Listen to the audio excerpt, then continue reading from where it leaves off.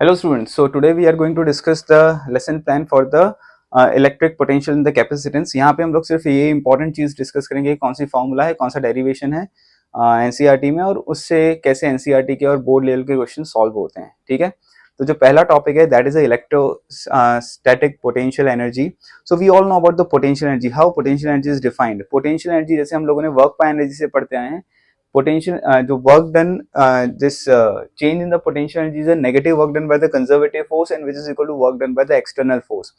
so work done by the external force और change in the potential energy एक ही होता है और potential energy change जो होता है वो final minus initial होता है। ठीक है, so ये जो initial potential energy है ये चीज हम लोग रेफरेंस के हिसाब से सेट करते हैं कि जहां पे भी इनिशियल चीज लेंगे उसमें पोटेंशियल को हम लोग इनिशियली जीरो एज्यूम कर लेंगे। जैसे वर्क बाय एनर्जी में हम क्या करते थे, मान लो ये सरफेस है तो सरफेस के रिस्पेक्ट में देखते थे तो सरफेस पे पोटेंशियल एनर्जी जीरो एज्यूम करते थे और यहाँ से ऑब्जेक्ट ऊपर जाएगा तो mgh आता था ग्रेविटेशनल पोटेंशियल एनर्जी और नीचे माइनस mgh। जब g की वैल्यू प्लस माइनस मतलब हम बहुत वेरी नहीं कर रही थी, लेकिन वही g की वैल्यू जो वेरी करती है हाइट के साथ डेप्थ के साथ इन ग्रेविटेशन चैप्टर, तो हम लोगों ने वहां पे पोटेंशियल एनर्जी को इनफाइनाइट के रिस्पेक्ट में चेक किया था। तो इस चैप्टर में भी हम इनफाइनाइट के रिस्पेक्ट में देखेंगे। इनफाइनाइट पे जो पोटेंशियल एनर्जी होगी इनिशियल वो हम जीरो एज्यूम करेंगे। इनफाइनाइट का मतलब क्या होता है कि उसके फील्ड के बाहर। तो जैसे मान लो यहाँ पे एक चार्ज है प्लस क्यू चार्ज, यहाँ से हम मेजरमेंट लेंगे। बी पॉइंट है मतलब इसका इलेक्ट्रिक फील्ड इंटेंसिटी इस पॉइंट पे है, यहाँ पे इसको फील्ड फील हो रहा है। इनफाइनाइट मतलब इसका फील्ड है ही नहीं, वो फील्ड से बाहर है, इलेक्ट्रोस्टैटिक फील्ड से बाहर है वो। ठीक है, that is the meaning of infinite.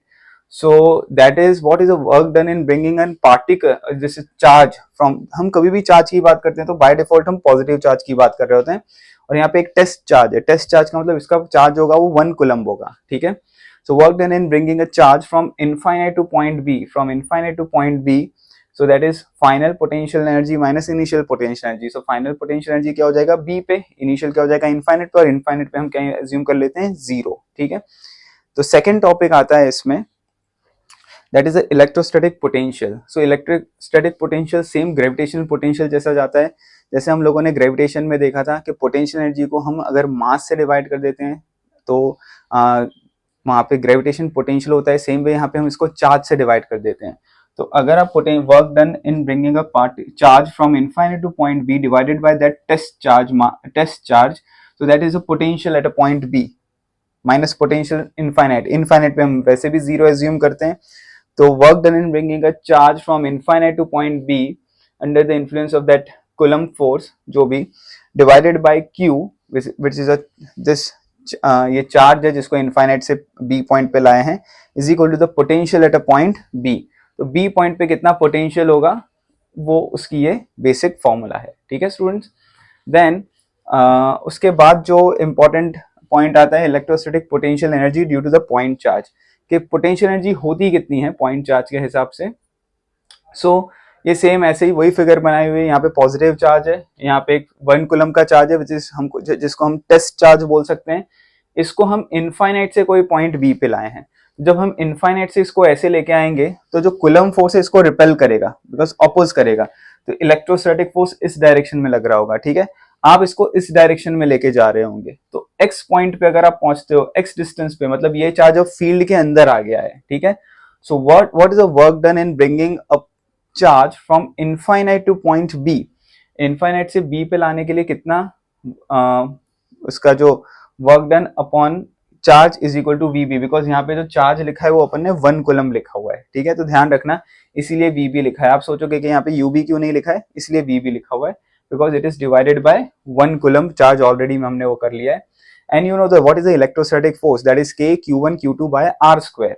तो हम x पॉइंट पे देख रहे हैं, सो k q that is a capital Q, small q is a 1 coulomb charge upon x the distance square। so ये आपका आ गया what is the electrostatic force।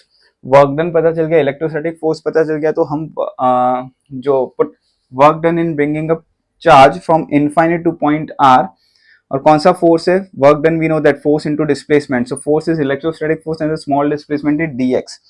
तो ये डेरिवेशन हमको स्कूल में पूछ सकते हैं, ठीक है ना, टेक्स्ट बुक में भी दिया हुआ है। और इसको जब हम डिराइव करते हैं तो हमारे पास जो potential at a point B की जो फॉर्मूला आती है, ठीक है ना, वो फॉर्मूला आती है के क्यू बाय आर। ध्यान रखना वो फॉर्मूला क्या आती है, के क्यू बाय आर आती है, ठीक है। अगर नेगेटिव चार्ज होता तो माइनस के क्यू बाय आर आती है, लेकिन पॉजिटिव चार्ज है तो हमने क्या लिखा है, के क्यू बाय आर लिखा हुआ है।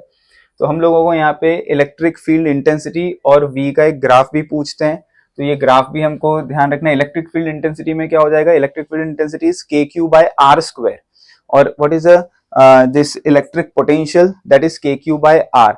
तो K Q by R square मतलब वो inversely proportional to the square of the distance है, तो वो देखो वो ये ऐसे इस तरीके से ज्यादा नीचे जाएगा, और पोटेंशियल इस तरीके से जाएगा। ये जो ब्लू लाइन बताई है ये पोटेंशियल की बताई है, और ये ई वाली जो ई की जो ग्रे लाइन है ये हम लोगों ने इलेक्ट्रिक फील्ड की बताई है। ध्यान रखना, इलेक्ट्रिक फील्ड जो होगा वो के क्यू बाय आर स्क्वायर होगा, और पोटेंशियल क्या होगा, के क्यू बाय आर होगा। इसका जो ये डेरिवेशन है ये आपको याद होना चाहिए। बाकी क्वेश्चन करते समय हमको नॉर्मली फॉर्मूला ही पता होनी चाहिए, ठीक है। Then next, potential due to the electric dipole. Now it is a dipole. Dipole का मतलब एक पॉजिटिव चार्ज होगा, एक नेगेटिव चार्ज होगा। जैसे HCl मॉलिक्यूल हो गया तो वो एक डायपोल हो गया, एक H प्लस होता है और Cl माइनस होता है, ठीक है। तो एक आपका पॉजिटिव चार्ज होगा, एक आपका नेगेटिव चार्ज होगा। तो इलेक्ट्रिक डायपोल जो होता है उसको हम P से डिनोट करते हैं, वो वेक्टर क्वांटिटी होता है, और उसको हम जो डिफाइन करते हैं that is Q into 2a होता है, ठीक है। और उसका डायरेक्शन Q से माइनस Q से प्लस Q की तरफ होता है, माइनस Q से प्लस Q की तरफ। तो देखो मैंने यहाँ पे ये P को बताया है माइनस Q से प्लस Q की तरफ। इनके बीच में जो डिस्टेंस है दैट डिस्टेंस इज 2a। हम a नहीं लेते, 2a लेते हैं, ताकि फिर इंटीजर्स में ही आंसर आए हमारा जो भी आए। तो ध्यान रखना, electric dipole is a vector quantity, it obey the law of vector. Q into 2a is a distance between that positive and the negative charge, and P vector मतलब इसके डायरेक्शन में है, इसीलिए P कैप लगा दिया है अपन ने यहाँ पे, ठीक है। नाउ व्हाट इज, अगर ये डायपोल है, ये नेगेटिव चार्ज है, ये नेगेटिव चार्ज है, ये पॉजिटिव चार्ज है, तो एक पॉइंट P पे हमको पोटेंशियल कैलकुलेट करना है कि इसकी वजह से पॉइंट P पे कितना पोटेंशियल होगा। आप समझ रहे हो, P पॉइंट पे, जैसे अभी इसके पहले हमने देखा कि यहाँ पे देखो इसके पहले वाले केस में कि ये पॉजिटिव चार्ज है, तो इस पॉइंट पे B पॉइंट पे कितना पोटेंशियल होगा, तो K Q by our answer आया। So this was only one positive charge, या तो कोई भी चार्ज कंडक्टर या जो भी है, और इसका कोई क्यू चार्ज है, वन प्लस क्यू, कोई भी क्यू चार्ज है, एक बड़ा कंडक्टर भी हो सकता है, जो भी चीज हो सकती है, ठीक है। उसका ओवरऑल चार्ज क्या है, प्लस है, तो यहाँ पे इसीलिए के क्यू बाय आर आया। तो सिर्फ इसकी वजह से इस पॉइंट पे कितना पोटेंशियल है, सो दैट इज अ के क्यू बाय आर। सो हम लोग नेक्स्ट में यही देखते हैं कि भाई इन दोनों की वजह से इस P पॉइंट में कितना पोटेंशियल होगा, ठीक है। तो इसका सेंटर, इन दोनों का जो सेंटर है वो A डिस्टेंस पे होगा, ये भी A होगा, ये भी A होगा। तो यहां से अपन ने एक एंगल पे P देखा है, ध्यान रखो ये R डिस्टेंस पे है P पॉइंट, इस पॉइंट पे पोटेंशियल चेक करना है हम लोगों को, ठीक है। प्लस Q से देखें तो R1, सॉरी, अगर हम प्लस Q से देखें तो ये डिस्टेंस कितना है, R1, ये R1 डिस्टेंस है। माइनस Q से देखें तो ये डिस्टेंस कितना हो गया आपका, R2 हो गया। और यहां से P सेंटर से जो डिस्टेंस है वो R है हमको, ठीक है। R के रिस्पेक्ट में आंसर निकालना है। ये जो एंगल बना रहा है वर्ट लाइन के साथ, डायपोल की ये जो लाइन है इलेक्ट्रिक डायपोल, इसके साथ जो एंगल बना रहा है that angle is theta. Okay, so hopefully आपको ये फिगर समझ में आ गई होगी। सो इलेक्ट्रिक डायपोल है Q into 2a P vector. अब इसका डेरिवेशन एनसीईआरटी में जो दिया है उसको उसके हिसाब से आपको पूरा डिराइव करना है। तो पोटेंशियल एट पॉइंट P होगा कितना, पहले तो ये देखते हैं। तो जैसे इसके पहले वाली थियरी देखी थी, इस चार्ज की वजह से इस पॉइंट पे कितना पोटेंशियल होगा, तो के क्यू बाय R1 बराबर, इसकी वजह से यहां पे कितना पोटेंशियल होगा, तो के माइनस क्यू बाय R2, क्योंकि माइनस नेगेटिव चार्ज है ये, तो माइनस क्यू बाय R2। तो इन दोनों का नॉर्मल हमने एडिशन किया है, वेक्टर एडिशन नहीं है, नॉर्मल एडिशन है, because potential is a scalar quantity, ठीक है। सो आफ्टर डिराइविंग इट, अगर आप इसको डिराइव करते हो इसमें मैथमेटिकली हम देखें बुक में, तो जो डेरिवेशन के बाद जो आता है, डेरिवेशन ध्यान रखना स्कूल एग्जाम में आता है, बोर्ड एग्जाम में आता है, तो बहुत इंपॉर्टेंट है। इसलिए लेसन प्लान का यही मतलब है पूरा चैप्टर नहीं समझाना, खाली क्या क्या एग्जाम में आता है और कौन सी फॉर्मूला इंपॉर्टेंट है वो चीज बतानी, ठीक है। सो जब हम डिराइव करके फाइनल आंसर लाते हैं तो फाइनल आंसर आता है P cos theta upon 4 pi epsilon not upon R square. तो ये 1 अपॉन 4 पाई एप्सिलॉन नॉट तो K होता है, ठीक है। इसी वैल्यू को P cos थीटा है, तो मैं P cos थीटा को P डॉट आर कैप भी लिख सकता हूं, क्योंकि देखो ये P cos theta P dot are cap, तो ये P का डायरेक्शन है, ये आर वेक्टर का डायरेक्शन है, तो ये अगर आर वेक्टर, ये आर इस डायरेक्शन में है तो आर का यूनिट वेक्टर भी इस डायरेक्शन में होगा, ठीक है ना। ये पूरा आर है तो उसका यूनिट वेक्टर आर कैप होगा। समझ में आई बात आपको? सो इन दोनों के बीच में एंगल कितना है, ये P और R, ये R कैप हो गया, ध्यान रखना। तो ये P है और ये R कैप है। देखो बच्चों, ये आपका P है और ये R कैप है, इनके बीच में एंगल क्या है, थीटा। R कैप भी वेक्टर है, P भी वेक्टर है, तो वेक्टर वेक्टर को हम P cos थीटा को P डॉट R कैप लिख सकते हैं, because P dot R cap is P into R, इसका मैग्नीट्यूड तो 1 होगा, तो यहाँ पे तो 1 ऑलरेडी मल्टीप्लाई हो गया है, और इनके बीच में एंगल थीटा है तो cos theta, because we know the formula a dot b is equal to A B cos theta, तो उससे p dot r is equal to p r cos theta, वो r is a unit vector, तो इसीलिए उसको 1 से multiply कर दिया। तो ये चीज ध्यान रखना स्टूडेंट, समझ में आई आपको बात? तो हमने यहाँ पे p cos थीटा को इसलिए p डॉट r कैप लिख दिया हुआ है, ठीक है। आप p cos थीटा भी लिख सकते हैं, सो p dot r cap upon 4 pi epsilon not r square. तो अगर इन दोनों के ये एंगल थीटा बाय 2 हो, मतलब अगर ये 90 डिग्री हो, तो v क्या हो जाएगा, 0 हो जाएगा। तो अगर इस पॉइंट पे हम पोटेंशियल देखें, ध्यान रखना, ये 90 डिग्री बना के हम पोटेंशियल इस पॉइंट पे देखें तो पोटेंशियल कितना आएगा, 0 आएगा, ठीक है ना। वही अगर हम 0 डिग्री पे देखें, मतलब अगर हम इसको 0 डिग्री कर दें, ये पूरे p पॉइंट को इधर कहीं ले लें इस पॉइंट पे, तो अगर 0 डिग्री देखें तो आपका आंसर क्या आ जाएगा, kp बाय r स्क्वायर, ठीक है। और 180 डिग्री कर दें, मतलब पाए कर दें, मतलब इसको यहां से यहां घुमा के इधर नीचे कहीं लेके आए, तो आंसर क्या आ जाएगा, minus kp by r square. तो आपको ये तीनों आंसर याद रखना है, v 0 कब होगा, v kp by r square कब होगा, v minus kp by r square कब होगा, और एक general formula p dot r cap upon 4 pi epsilon not into r square. आप इसको ऐसे भी याद कर सकते हैं, वेक्टर फॉर्म में भी लिखा हुआ याद कर सकते हैं, मैग्नीट्यूड फॉर्म में भी लिखा हुआ याद कर सकते हैं। तो ये बड़ा इंपॉर्टेंट डेरिवेशन है, स्कूल एग्जाम में आता है, बोर्ड एग्जाम में आता है, और क्वेश्चन सॉल्व करने के लिए काफी इंपॉर्टेंट है students. Now next is equipotential surface. Equipotential surface का मतलब होता है सरफेस पे पोटेंशियल सेम होना, पोटेंशियल चेंज नहीं होना। तो अगर पोटेंशियल सेम है तो हम वो जो हमें कोई वर्क डन नहीं करना पड़ेगा चार्ज को एक पॉइंट से दूसरे पॉइंट पे डिस्प्लेस करने के लिए। सो ये चीज ध्यान रखना, इक्विपोटेंशियल सरफेस क्या होती है। नेक्स्ट है कि what is the relation between the electric field and potential, E और पोटेंशियल वी का रिलेशन क्या होता है। तो इसका भी डेरिवेशन बुक में दिया हुआ है, ध्यान से समझना, ये हमको याद रखना है कैसे आता है। ये एक प्लेट है जहां पे प्लस क्यू चार्ज है, इस चार्ज को ए से मान लो बी पे लेके आना है, ठीक है ना। यहाँ का पोटेंशियल वी है, यहाँ का potential V minus D V है, मतलब ये प्लेट और इस प्लेट का पोटेंशियल में डिफरेंस है, ध्यान रखना। ये लोअर पोटेंशियल पे because V minus D V हो गया, ये हायर पोटेंशियल पे फॉर एग्जाम्पल। तो इलेक्ट्रिक फील्ड का जो डायरेक्शन होगा वो हमेशा हायर पोटेंशियल से लोअर पोटेंशियल की तरफ होगा, हाई टू लो, ये याद रखना।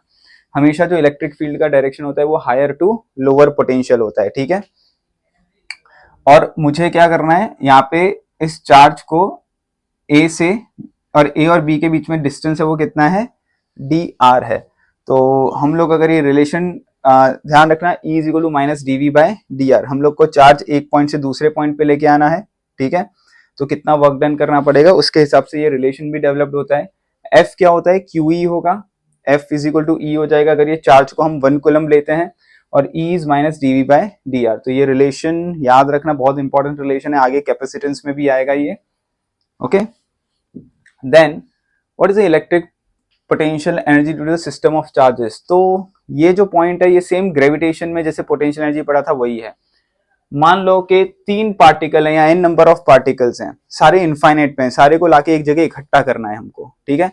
तो मान लो पहले पार्टिकल को इनफाइनाइट से 1 पॉइंट पे ले आए, दूसरे को भी इनफाइनाइट से 2 पॉइंट पे लाए, तीसरे को इनफाइनाइट से लेके आए, और एक सिस्टम बनाया हमने। Now this system consist of 3 charges. तो उस पूरे सिस्टम में हमने इनफाइनाइट से पॉइंट पे लाने को 1 2 3 पॉइंट पे लाने के लिए हमने कितना वर्क डन किया, that is a stored potential energy in it. तो स्टोर्ड पोटेंशियल एनर्जी कितना हो जाएगा, 3 पार्टिकल है तो 1-2 रिलेशन होगा, 1-3 रिलेशन होगा, 3-1 रिलेशन होगा, मतलब उन सबके बीच में इंटरेक्शन होगा रिलेशन का मतलब। सो जैसे पोटेंशियल एनर्जी के Q1 Q2 upon R12 plus के Q1 Q3 R13 प्लस के Q2 Q3 अपॉन R23। सो इस हिसाब से ये पूरी पोटेंशियल एनर्जी होती है। यहाँ पे क्या है, एक स्पेस है, एक फ्री चार्ज रीजन है जहाँ पे कोई चार्ज नहीं है, कोई फील्ड नहीं है। हम इनफाइनाइट से वहां पे लाके एक चार्ज रख रहे हैं, फिर इनफाइनाइट से दूसरा चार्ज रख रहे हैं, फिर इनफाइनाइट से लाके तीसरा चार्ज रख रहे हैं। वो तीनों चार्ज मिलके एक सिस्टम बना रहे हैं। तो पूरे सिस्टम की पोटेंशियल एनर्जी कितनी हो रही है, ये हमने वो कैलकुलेट की है, ठीक है। और उसके बाद हमने ये इंपॉर्टेंट है कि what is the potential energy of charge in an external field. अगर जैसे इसमें हमने क्या किया, इनफाइनाइट से लाके चार्ज को रखा है एक फ्री चार्ज रीजन में।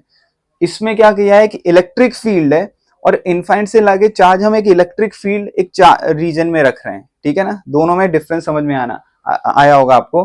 Potential energy of a charge in a external electric field. तो इन सब के डेरिवेशंस बुक्स में दिए हुए हैं, कैसे हम करते हैं वर्क डन करके। तो वो सारे आपको याद होने चाहिए। ये सिर्फ फॉर्मूला बेस्ड है, ध्यान रखना। सारे एनसीईआरटी को एक बार फॉलो करना है। सिर्फ क्वेश्चन करने के लिए क्या क्या चीज हमें लेसन प्लान में बनाना है, हम उन्हीं चीजों को डिस्कस कर रहे हैं। सो इसको कैसे याद रखोगे, ये तो लिख ही दोगे पहले, ठीक है ना। लेकिन फील्ड ऑलरेडी प्रेजेंट है तो उसकी वजह से और जो आपकी पोटेंशियल एनर्जी होगी वो कितनी होगी, Q1V1 plus Q2V2 plus Q3V3 plus ये सब तीनों, ठीक है। तो जो भी चार्ज को आप इनफाइनाइट से ला रहे हो इन अ इलेक्ट्रिक फील्ड रीजन, तो आपको क्या करना पड़ेगा, Q1V1 ऐड करना पड़ेगा, सेकंड के लिए Q2V2 ऐड करना पड़ेगा, थर्ड के लिए Q3V3 ऐड करना पड़ेगा, and plus this thing you have to add, which you have already studied this in gravitation thing। पता है ना आपको, Gm1m2 upon r square। वहां नेगेटिव इसीलिए होता था because that was an attractive in nature. यहाँ पॉजिटिव इसीलिए बिकॉज ये रिपल्सिव नेचर का है, बिकॉज दोनों चार्ज को हमने पॉजिटिव माना है। मान लो इसमें एक पॉजिटिव होगा एक नेगेटिव होगा, तो यहाँ पे ऑलरेडी नेगेटिव हो जाएगा, बिकॉज अगर एक पॉजिटिव होगा एक नेगेटिव होगा तो वो अट्रैक्ट करना चालू कर देंगे। अट्रैक्टिव फोर्स में हम लोग यहाँ पे एक नेगेटिव साइन लगाएंगे, क्योंकि ग्रेविटेशन फोर्स तो ऑलवेज अट्रैक्टिव इन नेचर होता है, इसलिए वहां नेगेटिव साइन लगाते हैं। तो होपफुली आपको ये चीज बच्चों समझ में आई होगी। सो ये भी आपको याद हो गया होगा। देन नेक्स्ट इज, अगर हमने कोई डायपोल है नेगेटिव और पॉजिटिव चार्ज, उसको एक्सटर्नल फील्ड में रखा तो क्या होगा। तो एक्सटर्नल फील्ड ई का ये डायरेक्शन है, from the higher potential to the lower potential. तो डायपोल को हमने एक एंगल पे रखा है, थीटा एंगल पे, ठीक है। तो जैसे आप डायपोल को अगर ऐसे रखोगे इस तरीके से, तो ये इलेक्ट्रिक फील्ड पॉजिटिव चार्ज को उधर ढकेलेगी और ये इलेक्ट्रिक फील्ड नेगेटिव चार्ज को इधर ढकेलेगी। तो ये जो डायपोल है ये ऐसे रोटेट होने लगेगा, ठीक है ना। अब अगर डायपोल ऐसे रोटेट होने लगा तो वो ऑटोमेटिकली ऐसे आके इक्विलिब्रियम में हो जाएगा। ये उसका इक्विलिब्रियम कंडीशन हो गया, इसे बोलते हैं स्टेबल इक्विलिब्रियम। समझ में आई बात। अब वो ऐसे ही रहेगा। अब मानो आपको क्वेश्चन पूछा है what is the potential energy stored in an external electric field. तो कितनी, जैसे हम लोगों ने स्प्रिंग ब्लॉक सिस्टम में देखा था, अगर स्प्रिंग ब्लॉक सिस्टम को एज इट इज रखो तो कोई पोटेंशियल एनर्जी स्टोर नहीं है। लेकिन अगर आप उसको पुल करके दूर लेके जाओ और छोड़ो, तो वही आपका जो वर्क डन होता है वो उसके अंदर पोटेंशियल एनर्जी फॉर्म में स्टोर्ड होता है, वही काइनेटिक में कन्वर्ट होता है। तो यहाँ पे भी अगर आप इस डायपोल को छोड़ दोगे तो ऐसे हो जाएगा, ऑलरेडी इसमें कुछ नहीं है। लेकिन अगर मान लो आपने उसको ऐसे किया, ऐसे लेके गए एक एंगल पे, अब आप मान लो इसको पकड़ के एक्सटर्नल टॉर्क दे रहे हो, this is an external torque, वो खुद ब खुद जाएगा तो ऐसे जाएगा, तो ये is a normal thing. But आप एक्सटर्नल टॉर्क उतने ही मैग्नीट्यूड का दे रहे हो, तो आप उसके अगेंस्ट वर्क डन कर रहे हो, इलेक्ट्रिक फील्ड के अगेंस्ट। तो जो वर्क डन आप कर रहे हो वो उसके अंदर स्टोर्ड हो रहा है, ठीक है ना। सो that is a stored potential energy. तो वो स्टोर होगा, तो हमको वही कैलकुलेट करना है कि what is the potential energy of a dipole. वही पोटेंशियल एनर्जी कैलकुलेट करनी है कि हमने अगर मान लो इसको यहां से यहां पे लेके आए तो कितना वर्क डन करना पड़ा। तो work done in bringing this dipole from θ1 to θ2, मान लो इसको θ1 है, ये θ2 हो गया। टॉर्क आपने कितना टॉर्क लगाया और डी थीटा, ठीक है ना, कितना डिस्प्लेसमेंट हुआ है। For this small D theta we have applied this torque in this direction, this, ठीक है ना। तो जो टॉर्क की वैल्यू होती है, ध्यान रखना, टॉर्क का मैग्नीट्यूड जो होगा वो पीई साइन थीटा होगा, ठीक है। हाँ, you know the value of P, Q into two A, P के डायरेक्शन में होगा। ये पी का डायरेक्शन भी दिया हुआ है मैंने। तो वर्क डन की जो फॉर्मूला डिराइव्ड होती है, ये भी फॉर्मूला बड़ी इंपॉर्टेंट है, डेरिवेशन इंपॉर्टेंट है। That is minus P into E cos θ2 minus cos θ1, which is nothing but the stored potential energy. तो यहाँ से मैंने डेरिवेशन स्किप कर दिया है, ठीक है ना, क्योंकि हम लेसन प्लान में डिस्कस कर रहे हैं। तो this work done is nothing but the stored potential energy. अगर हम इनिशियल एंगल को जीरो एज्यूम कर लेते हैं, देखो ध्यान देना, इनिशियल एंगल को जीरो एज्यूम कर लेते हैं, तो आपका ये आंसर आता है, means this work done is nothing, this is a potential energy only, this is a you only. But अगर आप इनिशियली को जीरो एज्यूम कर लेते हो तो ये थीटा के रिस्पेक्ट में आंसर दिया गया है, that U theta, U depend on theta, U is a function of theta is equal to minus PE cos theta. ठीक है। सो ये आपका रिस्पेक्टिव आंसर आ जाएगा, ध्यान रखना, क्लियर। सो यहाँ पे negative sign is due to the one charge is negative and another charge is positive. ये नेगेटिव आंसर क्यों है? बिकॉज एक चार्ज जो होगा वो नेगेटिव होगा, एक चार्ज क्या होगा? पॉजिटिव होगा, क्लियर। दूसरा, so it is attractive in nature, और इन केस यू, अगर आप थीटा को 0 पुट कर देते हो तो दिस पोटेंशियल इज, ये जो आंसर आएगा cos 0 कितना होता है? 1, तो आंसर क्या आ जाएगा? Minus PE. So it's a stable equilibrium, तो एकदम स्टेबल इक्विलिब्रियम होगा। ये ऐसे हो गया, मतलब स्टेबल, कुछ नहीं होना। लेकिन अगर आप इसको ऐसे घुमा कर ऐसे पूरे इधर लेके चले जाओगे तो 180 डिग्री पे रखोगे तो यू 180 पे पोटेंशियल एनर्जी क्या हो जाएगा? पॉजिटिव हो जाएगा, तो वो हाईली अनस्टेबल होगा। ऐसे रखोगे, थोड़ा भी खिसकाओगे तो वो घूम के इधर आ जाएगा। समझ में आई बात आपको? मान लो ऐसा है, थोड़ा भी ये डिस्प्लेस होगा तो ये घूम के पूरा ऐसे आ जाएगा। अनस्टेबल इक्विलिब्रियम, हमने वर्क बाय एनर्जी में ही पढ़ा था स्टेबल और अनस्टेबिलिटी क्या होती है। स्टेबल का मतलब होता है थोड़ा भी इधर उधर डिस्प्लेस करो वापस जहां पे पहले जैसा हो जाएगा, और अनस्टेबल का मतलब थोड़ा भी डिस्प्लेस करोगे तो वो वहां से चला ही जाएगा। तो अगर पूरा इसको 180 डिग्री पे रखा है और थोड़ा भी आप डिस्प्लेस करोगे तो घूम के वापस ये इस तरीके से आ जाएगा, ठीक है। So this is the potential energy of a dipole in an external field. ये फॉर्मूला याद रखना है, माइनस पीई कॉस थीटा, और ये कंडीशन स्टेबिलिटी और अनस्टेबिलिटी की आपको याद होनी चाहिए। Then what is the capacitor? Capacitor का मतलब होता है कि भाई एक कंडक्टर है, उसके अंदर हमको चार्ज को स्टोर करना है, उसकी कैपेसिटी को हमको बढ़ाना है। जितना ज्यादा स्टोर हम चार्ज उसमें करते जाएंगे उतनी उसकी कैपेसिटी बढ़ती जाएगी। तो जो कैपेसिटेंस का कैपेसिटी फॉर्मूला है, क्या होता है? कैपेसिटेंस, ठीक है ना। किसी भी कंडक्टर में, मेटल स्फीयर में, अगर हम कोई वी पॉइंट पे देखें, कोई भी पॉइंट पे देखें, ये पॉइंट अगर आर डिस्टेंस पे है तो पोटेंशियल कितना होगा? के क्यू अपॉन आर, और अगर ये सरफेस पे है तो कितना हो जाएगा? के क्यू अपॉन कैपिटल आर, ठीक है। तो ये हमारा कैपेसिटर का फॉर्मूला होता है, C is equal to Q upon V, ठीक है ना। Q is a charge, V is the potential. कौन से पॉइंट? तो नॉर्मली कोई भी चार्ज्ड कंडक्टर में सारे चार्ज कहाँ पे होते हैं? सरफेस के ऊपर होते हैं, ठीक है। तो अगर हमको किसी भी कंडक्टर का, मान लो एक कंडक्टर है स्फीयरिकल शेप में, उसका कैपेसिटेंस को बढ़ाना है, कैपेसिटी को बढ़ाना है, तो हमको उसका पोटेंशियल को कम करना होगा। तो हमारे इस पूरे टॉपिक का एक ही फॉर्म है कि आप पोटेंशियल कम करते जाओ। जितना पोटेंशियल को कम करोगे उतना कैपेसिटी क्या होगी? बढ़ने लगेगी, उतना वो चार्ज को ज्यादा स्टोर कर सकता है और हमारे लिए वो आगे उतना यूजफुल हो सकता है, ठीक है। सो ये चीज बड़ी इंपॉर्टेंट है, ध्यान रखना। इसी के ऊपर एक फॉर्म भी डेवलप्ड होता है कि Q C is equal to Q by V, और डेवलप होता है C is equal to, for the spherical body C is 4 pi epsilon naught R. लेकिन अगर हम चेक करें तो आर अगर हमको बहुत बड़ा बनाना पड़ेगा तो कैपेसिटी बड़ा बनेगा, लेकिन हम लोग नॉर्मली जो भी कैपेसिटर बनाते हैं वहां पे उसके पोटेंशियल को कम करते हैं, कम करते जाते हैं, और फिर उसकी कैपेसिटी बढ़ती है, हम उसमें ज्यादा चार्ज स्टोर कर सकते हैं। तो ऐसे ही पैरेलल प्लेट कैपेसिटर आता है। पैरेलल प्लेट कैपेसिटर में क्या करते हैं हम लोग? यहाँ पे पॉजिटिव चार्ज देंगे, पॉजिटिव चार्ज देने की वजह से यहाँ पे नेगेटिव चार्ज डेवलप्ड होगा। अगर यहाँ पे जब नेगेटिव चार्ज डेवलप्ड होगा, आपने फर्स्ट चैप्टर में भी पढ़ा होगा कि यहाँ पे एक इलेक्ट्रिक फील्ड आएगी। यहाँ पे अगर पॉजिटिव चार्ज है तो यहाँ पे नेगेटिव चार्ज डेवलप्ड होगा, और यहाँ पे जो इलेक्ट्रिक फील्ड आती है that is sigma upon epsilon not. ये इंटरनल फील्ड जो डेवलप्ड होती है दो प्लेट के बीच में, ये हमने पहले वाले चैप्टर में पढ़ा हुआ है, ठीक है। सो ये नेगेटिव है, इसका पोटेंशियल अगर V है तो इसकी वजह से इसका पोटेंशियल अब हो जाएगा V माइनस वी डैश, तो इनडायरेक्टली इसका पोटेंशियल कम हो गया। मान लो मैं ये प्लेट को हटा दूं और इसी को पॉजिटिव चार्ज दूं, तो अगर ये खाली अकेला प्लेट रखूं तो इसका पोटेंशियल क्या हो जाएगा? V हो जाएगा, और उसमें चार्ज क्या हो जाएगा? Q हो जाएगा। अब मैं इसके पैरेलल एक प्लेट रखता हूं तो वो इस, और तो वो भी वो नेगेटिवली चार्ज हो जाएगा, बिकॉज ये पॉजिटिव चार्ज है तो नेगेटिव चार्ज होगा, और बाकी ग्राउंडेड कर दिया तो बाकी के जो चार्ज होंगे पॉजिटिव चार्जेस नेगेटिव को अट्रैक्ट करेगा, और बाकी के इसमें जितने भी पॉजिटिव चार्ज होंगे वो ग्राउंड हो जाएंगे, ठीक है। तो अब ये नेगेटिव चार्ज हो गया, ये पॉजिटिव चार्ज प्लेट हो गया। उसकी वजह से क्या हो गया? यहाँ इस प्लेट का जो पोटेंशियल है वो माइनस वी है, तो इस प्लेट की वजह से अब इस प्लेट पे जो पोटेंशियल होगा वो कितना होगा? V माइनस वी डैश हो जाएगा। दैट मीन्स इसका पोटेंशियल कम हो गया तो कैपेसिटी और बढ़ सकती है, चार्ज बढ़ सकता है। तो इसीलिए ये पैरेलल प्लेट हम कैपेसिटर यहाँ पे यूज करते हैं। तो अगर आप देखोगे तो Q is equal to C V है, E is equal to V by D है, ये हमने अभी रिलेशन देखा, E is equal to minus D V by D R. तो minus D V by D R मतलब ये E by D, D V, तो D V upon D R को हमने क्या लिखा है? V by D.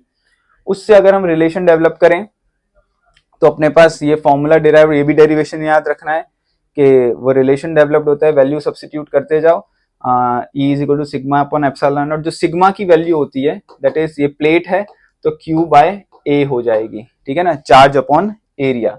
सो यहाँ पे वो सिग्मा को अपन चार्ज अपॉन एरिया रखा है और जो फाइनल आंसर आता है वो A epsilon not upon D आता है, ध्यान रखना।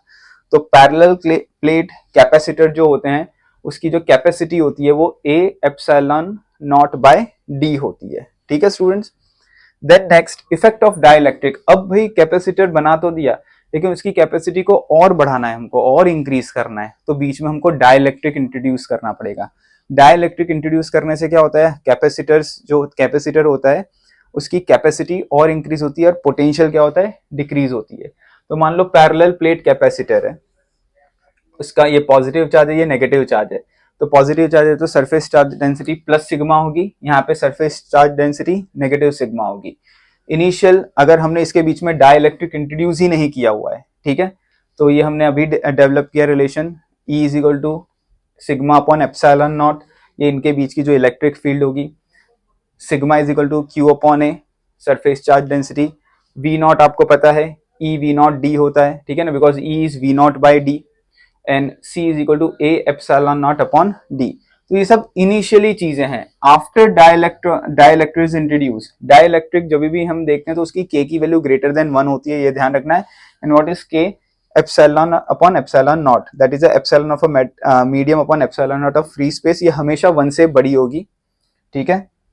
ध्यान रखना मैं यहाँ पे ज्यादा वो नहीं कर रहा हूँ आपको डिटेल में, बस हम सिर्फ फॉर्मूलाज और इंपॉर्टेंट थिंग देख रहे हैं, ये डेरिवेशंस भी याद रखने हैं आपको। तो आफ्टर डेरिवेशन जब आप चेक करते हो तो C is equal to C not K आ जाता है। दैट मीन्स जो फाइनल कैपेसिटेंस आता है उसमें यहाँ K मल्टीप्लाई हो जाएगा, मतलब वो आंसर क्या आ जाएगा, दिस इनटू K आ जाएगा, इसलिए C नॉट K लिखा है। C इंक्रीज हो गया यहाँ पे बिकॉज K की वैल्यू 1 से बढ़ा है तो कैपेसिटी बढ़ गई डाइलेक्ट्रिक डालने से। डाइलेक्ट्रिक हमने ऐसे डाला है बीच में, ठीक है ना, तो ये नेगेटिव चार्ज इधर हो गया, पॉजिटिव चार्ज ये नेगेटिव इधर हो गया, पॉजिटिव इधर, नेगेटिव प्लेट के साथ पॉजिटिव चार्ज आएगा, पॉजिटिव के साथ नेगेटिव आएगा, तो ऐसे पूरा यहाँ पे डाइलेक्ट्रिक एक मीडियम बन जाएगा, ठीक है। आपका जो पोटेंशियल हो गया वो कम हो गया, हमारा वही काम है पोटेंशियल को कम करना, तो V नॉट बाय के हो गया, ठीक है। इलेक्ट्रिक फील्ड कितनी हो जाएगी, E नॉट बाय के। तो हमको ये सारे फॉर्म क्वेश्चन सॉल्व करने के लिए याद होने चाहिए, ठीक है स्टूडेंट्स। देन स्पेशल केस, अगर हमने पार्शियली फील्ड रखा है डाइलेक्ट्रिक तो क्या होगा, पार्शियली फील्ड मतलब इनके बीच में डिस्टेंस d है, थिकनेस t है और यहाँ पे जो k है डाइलेक्ट्रिक कांस्टेंट वो E नॉट बाय के है और बाकी बीच में एयर है, तो क्या आंसर आएगा। तो यहाँ पे जो कैपेसिटेंस आता है, पोटेंशियल आता है, वो पोटेंशियल याद रखना E not D minus T by D minus T होगा, ये एयर रीजन का है। और डाइलेक्ट्रिक रीजन का क्या होगा, E not by K into T, because V is equal to E D. ये दो चीज होगा, एक किसकी वजह से होगा, एयर रीजन की वजह से होगा, एक किसकी वजह से होगा, डाइलेक्ट्रिक रीजन की वजह से होगा, जो हमने यहाँ पे इंट्रोड्यूस किया हुआ है, ठीक है। जो C की वैल्यू आती है, कैपेसिटी कितनी आती है, तो A epsilon not upon D आता था पहले, अब क्या हो जाएगा A epsilon not upon D minus this thickness T plus T upon K, ध्यान रखना, ठीक है। तो ये आंसर आता है, इसका भी डेरिवेशन हमको याद रखना है। तो ये C हो गया आपका। Also C is equal to, ये रिलेशन आया अगर मेटल है, ध्यान रखना बीच में हमने मेटल रखा है, यहाँ पे डाइलेक्ट्रिक की जगह मेटल रखा है, तो फॉर मेटल K इनफाइनाइट होता है, तो हमारा क्या आंसर आ जाएगा, हमको यहाँ पे K को इनफाइनाइट कर देना है, तो ये क्या हो जाएगा, 0 हो जाएगा। तो हमारा जो आंसर आएगा A epsilon not upon D minus T हो जाएगा। Clear students. सो ये कुछ चीजें याद रखनी है। इनिशियली क्या थी वो मैंने यहाँ पे लिखी हुई है कि इनिशियली ये था, ये आपका इलेक्ट्रिक फील्ड था sigma upon epsilon not which is was q upon a epsilon naught and c is equal to q upon v। हमने एक डाइलेक्ट्रिक बीच में रखा है जिसका थिकनेस t है, तो उसकी वजह से अब c कितना हो गया, v कितना हो गया, e कितना हो गया, c कितना हो गया और v कितना हो गया, वो इंपॉर्टेंट है, ध्यान रखना। और अगर मेटल है तो ये आंसर आता है। अब एक क्वेश्चन और भी आता है कि ये एक स्लैब रखा है, दो अलग अलग डाइलेक्ट्रिक स्लैब रखे हैं बीच में, तो वैसा अगर रखा है तो देखो ये d डिस्टेंस है K1, इसका थिकनेस T1, ये अलग एक डाइलेक्ट्रिक है उसका K2 और ये थिकनेस T2, तो उसका जो आंसर आता है वो भी याद रख लेना, A epsilon not upon D minus T1 minus T2 plus T1 upon K1 plus T2 upon K2, ठीक है स्टूडेंट्स। देन नेक्स्ट है जो capacitor in series and parallel connection. तो सीरीज और पैरेलल कनेक्शन में क्या होता है, तो ये बड़ा सिंपल सा है। सीरीज कनेक्शन में जो कैपेसिटर का जो फाइनल आंसर आता है that is 1/C equivalent is equal to 1/C1 plus 1/C2 up to 1/Cn। यहाँ पे तीनों कैपेसिटर में चार्ज इक्वल होंगे, ठीक है ना। यहाँ पे ये वाला अगर पॉजिटिव टर्मिनल ऑफ बैटरी से कनेक्टेड है, ये नेगेटिव टर्मिनल ऑफ बैटरी से कनेक्टेड है, तो यहाँ का चार्ज प्लस क्यू होगा, यहाँ का चार्ज माइनस क्यू होगा, यहाँ का भी प्लस क्यू माइनस क्यू। अगर सब में चार्ज सेम है तो सबके पोटेंशियल अलग होंगे, तो पोटेंशियल ओवरऑल पोटेंशियल सबका एडअप हो जाएगा V1 plus V2 plus V3। सो V हम कभी भी कैलकुलेट करेंगे तो Q अपॉन सी एस रखेंगे, ध्यान रखना, because V is Q upon C, ठीक है। तो यहाँ पे सी एस आ जाएगा सीरीज का, और 1/CS यहाँ से हमको कैलकुलेट होगा। तो ये भी एक फॉर्म याद रखना है, ये बड़ा इंपॉर्टेंट है। देखो पैरेलल, ये सीरीज वाला हम यहाँ पे दिया है, यहाँ पे मैंने पैरेलल प्लेट कैपेसिटर्स दिए हैं। अगर पैरेलल कैपेसिटर को पैरेलल कनेक्शन में रखा है, पैरेलल प्लेट कैपेसिटर, क्योंकि कैपेसिटर तो पैरेलल होता है, ठीक है ना, पैरेलल प्लेट्स होते हैं, और इसको अपन ने पैरेलल कॉम्बिनेशन में रखा है। मतलब तीनों कैपेसिटर के अक्रॉस जो पोटेंशियल है वो सेम है, तो सबके अक्रॉस पोटेंशियल सेम है, तो सब में चार्ज अलग अलग होंगे। एक कैपेसिटर में चार्ज Q1 होगा, दूसरे में Q2 होगा, तीसरे में Q3 होगा, और उनका जो C इक्विवेलेंट होगा वो C1 plus C2 plus C3 होगा, और चार्ज जो होगा वो ओवरऑल एडअप हो जाएगा Q1 plus Q2 plus Q3। यहाँ पे क्या होता है, चार्ज सब इक्वल होते हैं, Q1 is equal to Q2 is equal to Q3 होता है, ठीक है। यहाँ पे V1 V2 V3 तीनों अलग होते हैं, तो नेट पोटेंशियल क्या हो जाता है, V1 plus V2 plus V3। यहाँ पे क्या हो जाएगा, V1, ये सारे V सेम होंगे, तो यहाँ पे Q अगर अपन को निकालना है तो that is C parallel into V। तो ये कुछ इंपॉर्टेंट फॉर्मूलाज हैं जो आपको याद रखनी है, ठीक है। फिर एनर्जी, ये भी एक डेरिवेशन बड़ा इंपॉर्टेंट है कि जब कैपेसिटर को चार्ज करते हो तो उसके अंदर कितनी एनर्जी स्टोर्ड होती है, ठीक है। तो दैट इज जो भी वर्क डन करना पड़ेगा against the field, that is Q square upon 2C, ये आंसर आता है। Also you know that Q is equal to CV होता है, और half CV square and half QV। तो ये वाले आंसर तीनों work energy stored in capacitor में आपको याद रखने हैं। इसका भी डेरिवेशन आपको ध्यान से याद रखना है। इसमें डेरिवेशन बहुत सारे हैं, बोर्ड एग्जाम में डेरिवेशन आ सकते हैं, और जितने भी मैंने फॉर्मूला कर रहे हैं उससे एनसीईआरटी के क्वेश्चंस और बोर्ड लेवल के क्वेश्चन आसानी से सॉल्व हो जाते हैं। ओके स्टूडेंट्स, सो होपफुली आपको ये लेसन प्लान समझ में आया होगा।